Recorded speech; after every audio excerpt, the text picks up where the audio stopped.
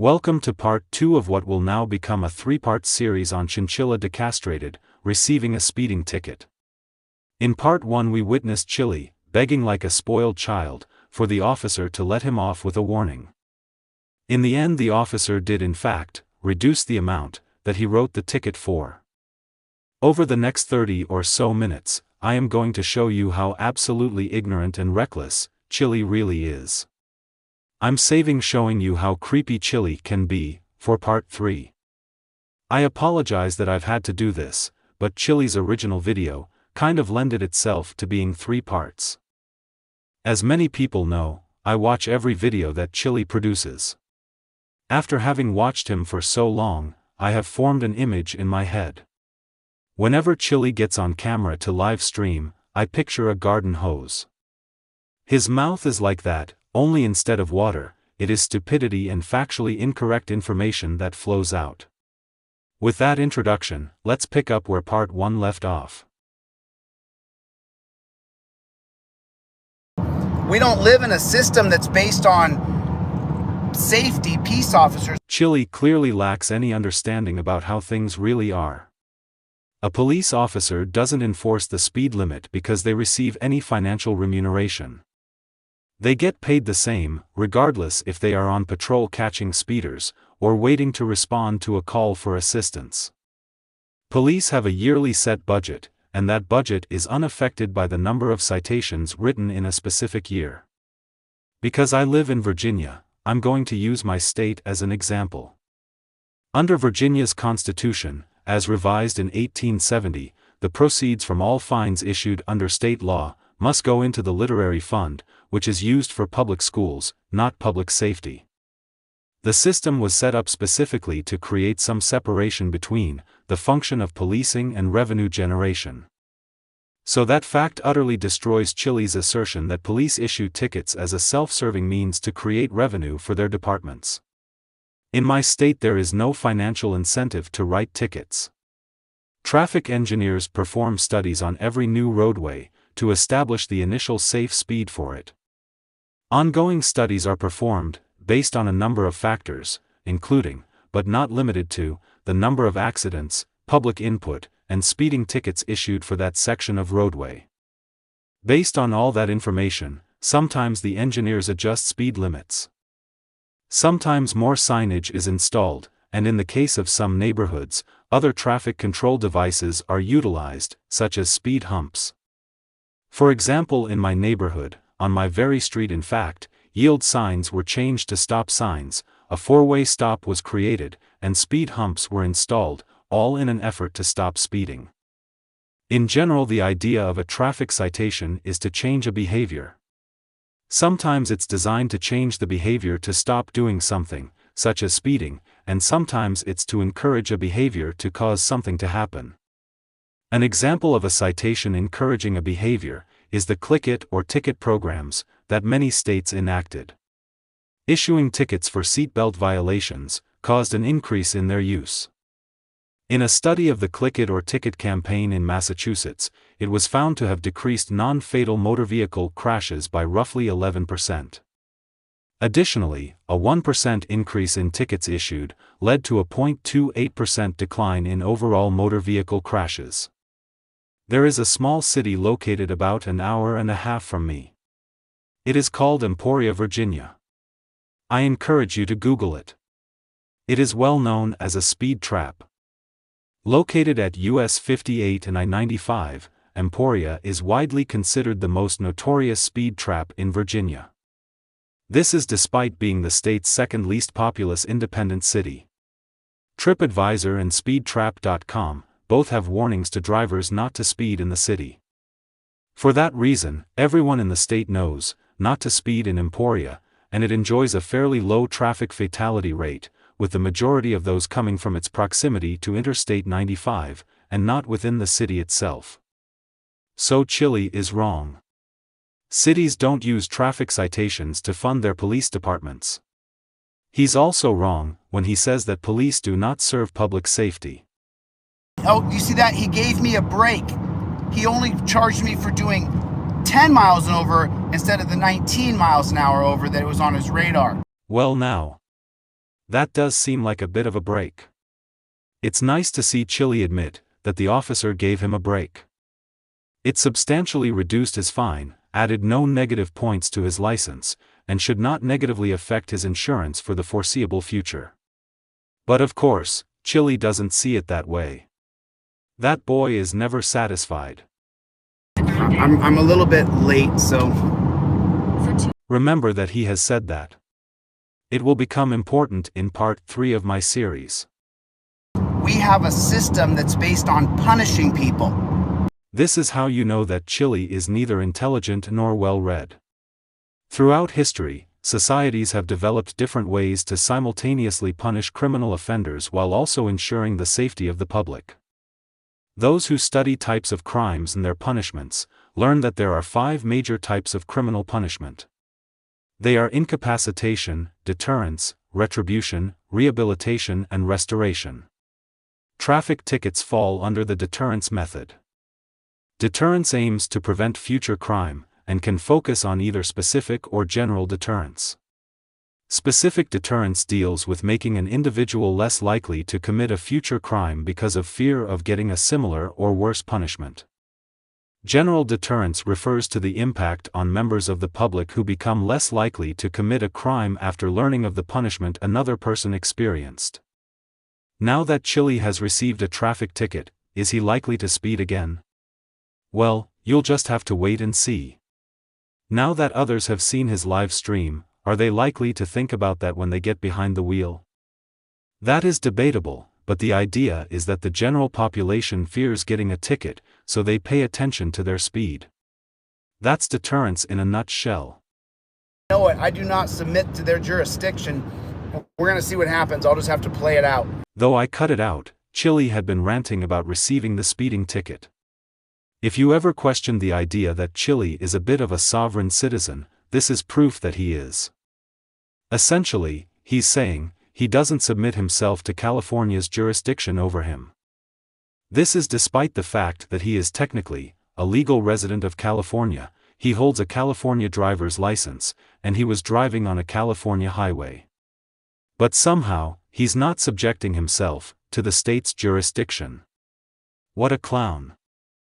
Yeah, I didn't get much sleep the last 2 nights I've gotten 3 hours and 4 hours of sleep, but I got 10 hours the night before. So all I need is that one good 10 or 12 hour chunk, and then I can go forward for a week or 2. I have come to believe that Chille occasionally uses methamphetamines. I've come to my opinion, after having watched every video on his channel at least once, and for his videos, that I do commentary on, I have watched them at least 3 times. I have no proof, and I admit that. However, based upon my training and experience, I believe his behavior is very indicative of an occasional meth user. But again, that's just my opinion. In doing my research for this video, I read a National Institute of Health study on meth use and sleep disorders. After reading this study, I became more convinced than ever that Chille is an occasional user of meth. I don't think he is necessarily a frequent user, like our boy BSBT, but I do believe that he uses it. If he does use it, then that explains his ability to stay up for days, and then crash for 10 to 12 hours. Essentially, the study says that when a person uses methamphetamine, the dopamine and serotonin system in the body adapts by lowering the natural levels of these neurotransmitters. Low levels of dopamine, and especially serotonin, can be very disruptive to a person's sleep and energy levels. Meth is one of the most powerful stimulant drugs, and long-term use can lead to severe sleep deprivation. Even after the person stops using meth, they may experience sleep disturbances for several weeks. Sleep disturbances can occur with use no matter how frequent or infrequent meth is used. I have included a link to the article in the description. In fact, I will generally put links to articles I have consulted in the descriptions on all my videos, so that you'll be able to read the same materials that I have. That's it. Okay, everybody, now announcement to make. They've been right about me the whole time. David Condon is my gay lover.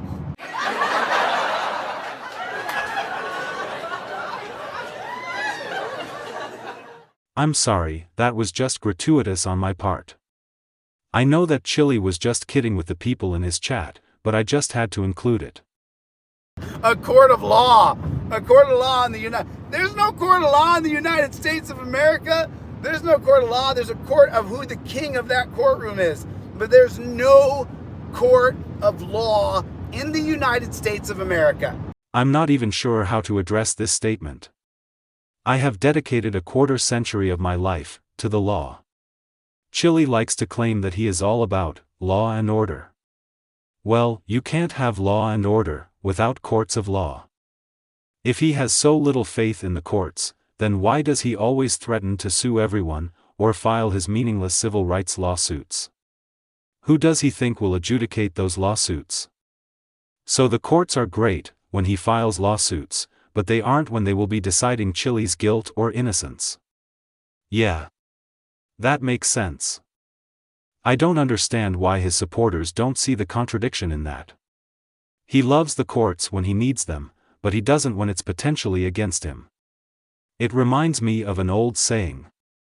Everybody hates lawyers until they need one. Chille hates the court until he needs it. Man, what do you guys think of that cop pulling me over? He saved the day. Saved me. He saved me from myself. Let me just show you. I was doing 7 miles faster than this. According to his radar, I was doing 89. Man, now I'm doing 82, so I'm still over the speed limit. What an idiot. Now he's going 12 miles over the speed limit. He just got a speeding ticket, and he has failed to learn his lesson or correct his behavior. He is like a petulant child, a foolish figure who rejects advice, shirks discipline, and refuses to be beholden to behavioral and societal norms. As I stated in part 1 of this video, a total of 29.1% of California's 3,623 motor vehicle fatalities were speeding-related, and the state had the second highest number of speeding-related fatalities in the nation. Additionally, 18% of all fatal accidents are caused by driver distractions. Reading text messages on a cell phone while driving involves visual, manual, and mental distractions. Reading a text takes your eyes off the road for an average 4.6 seconds. At 80 miles per hour, braking distance is approximately 305 feet, almost double the braking distance it would be at 60 miles per hour. Include in the distance he would travel during the perception of an emergency, and that adds an additional 180 feet. Resulting in a total stopping distance at 80 miles per hour of 485 feet. Average reaction time of a non-distracted driver is between 0.5 and 1 second. According to Consumer Reports, a distracted driver's reaction time jumps to 3 or 4 seconds. They conducted a test that included flashing warning lights. Their study found that distracted drivers were 11 times more likely to miss the lights completely. Here, we have Chille focused on reading his scrolling chat messages. His mental focus is not on the road ahead. Rather, he's more focused on performing for the camera. He is still exceeding the posted 70 mph speed limit. Granted, he's driving in a fairly rural area, but animals are often known to cross highways in rural areas. As an example, I decided to see how many people hit deer every year. What I found was that according to the National Highway Traffic Safety Administration, there are about 1 million car accidents with deer each year that kill 200 Americans, cause more than 10,000 personal injuries, and result in $1 billion in vehicle damage. My point? Chille is a danger on the roads. The sad part is that he doesn't grasp the concept that what he is doing is risking not only his life, but potentially the lives of innocent people. That's the point of a police officer enforcing traffic ordinances. I wonder when Chille has his major accident. And he will, eventually.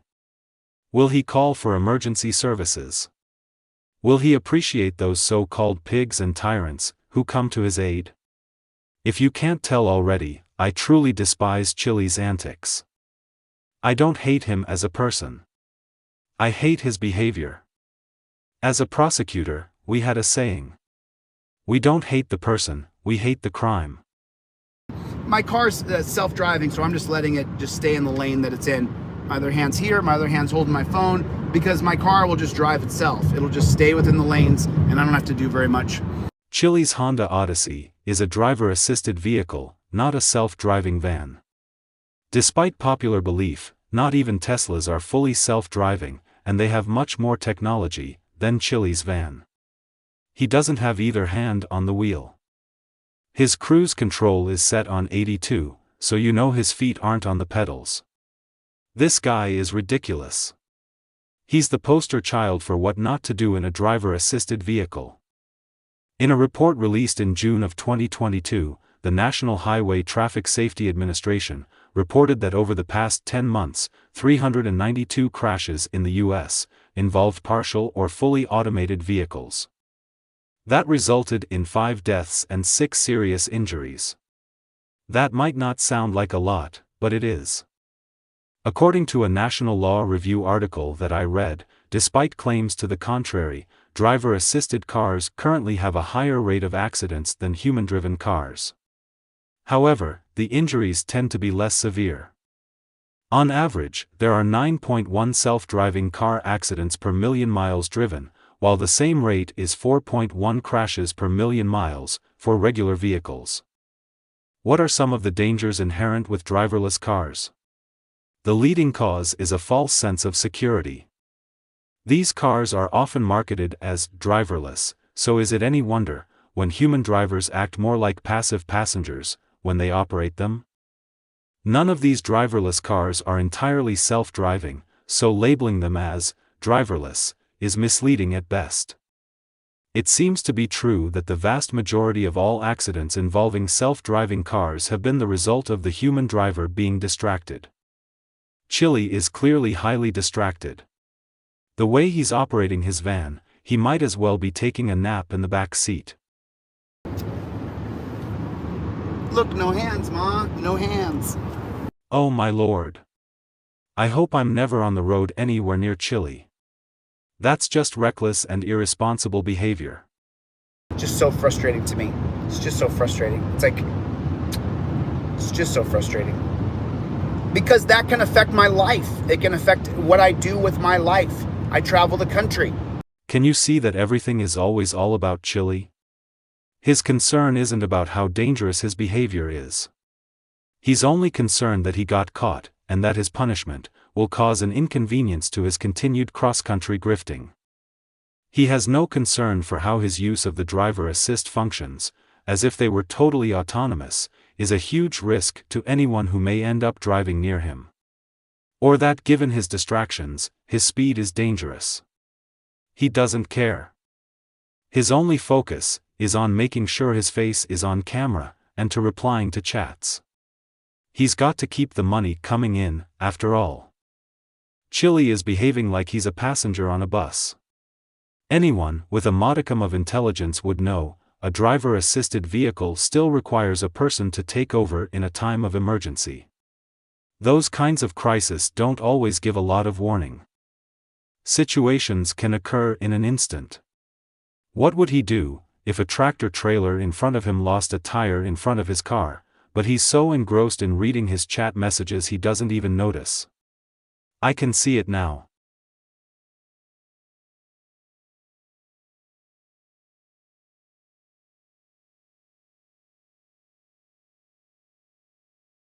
That might be an extreme example, but also a very realistic one.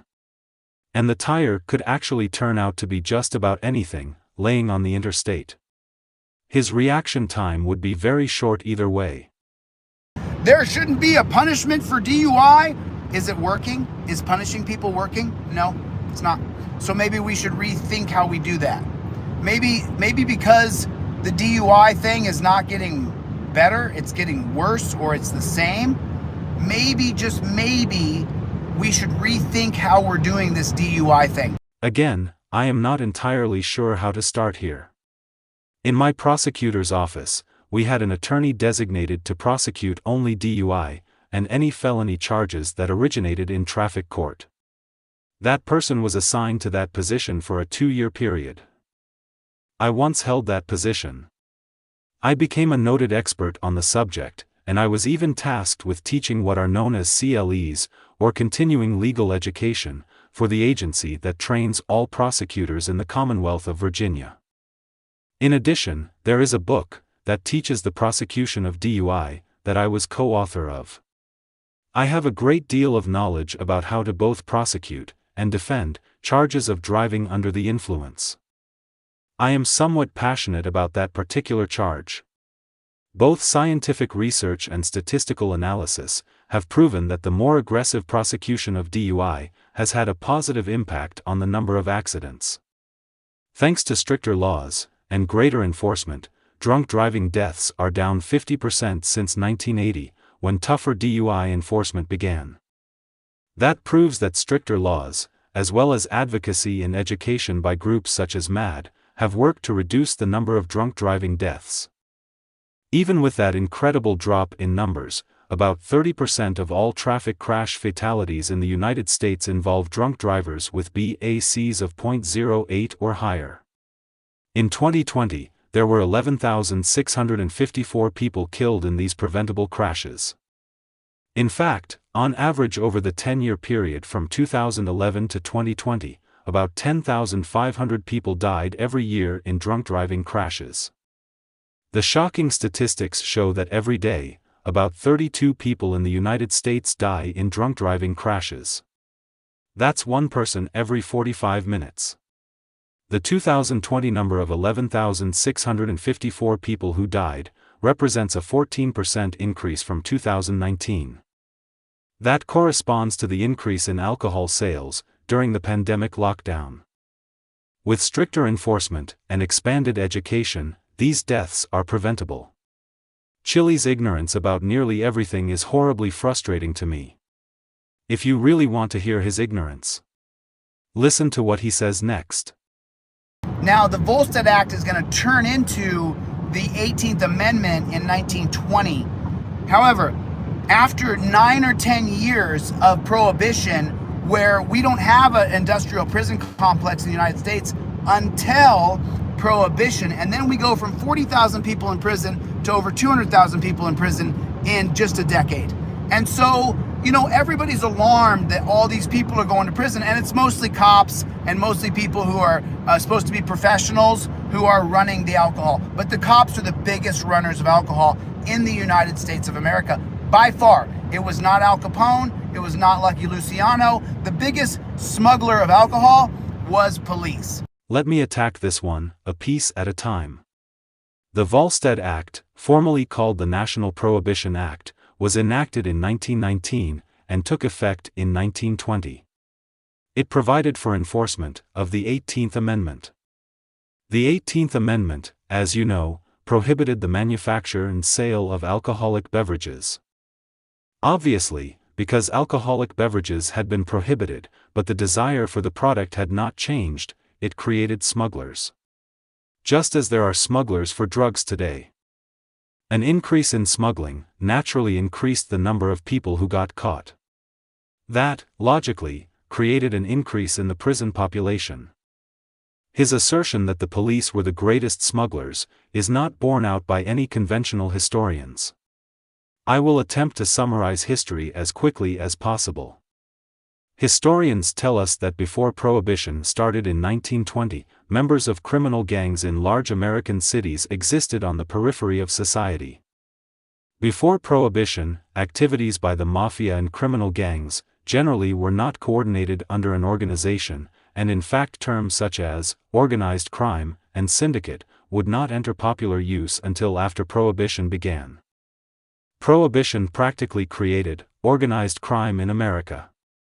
It provided members of small-time street gangs with the greatest opportunity ever. That was, feeding the need of Americans to consume alcoholic beverages on the sly. Organized racketeers dominated the illegal bootlegging industry as well as the urban machine bosses and the vice kings. By the early 1920s, profits from the illegal production and trafficking of liquor were so enormous that gangsters learned to be more organized than ever, employing lawyers, accountants, brewmasters, boat captains, truckers and warehousemen. They bought breweries closed because of prohibition, and hired experienced brewers. They ran boats out into oceans and lakes, to buy liquor from Great Britain and Canada, leading to the term, rum running. They paid individual citizens to operate stills at home to make gallons of bad-tasting booze, often called rot gut or bathtub gin. They sold illegal beer, watered-down whiskey and sometimes poisonous booze in thousands of mob-owned speakeasies. The period sparked a revolution in organized crime, generating frameworks and stacks of cash for major crime families that, though far less powerful, still exist to this day. That's about as abbreviated a history of bootlegging as I can write, but it just goes to show that Chille is stupid. I didn't want to do this, but I'm actually going to save the balance of Chille's original video for a part 3. So let me close this video with a few personal thoughts. Sometimes I wonder why I waste my time trying to yell out facts when they are so clearly falling on deaf ears. My hope is that, perhaps even one person, who is a Chinchilla DeCastrated follower, will see how ridiculous he is and stop funneling their hard-earned money into his pockets.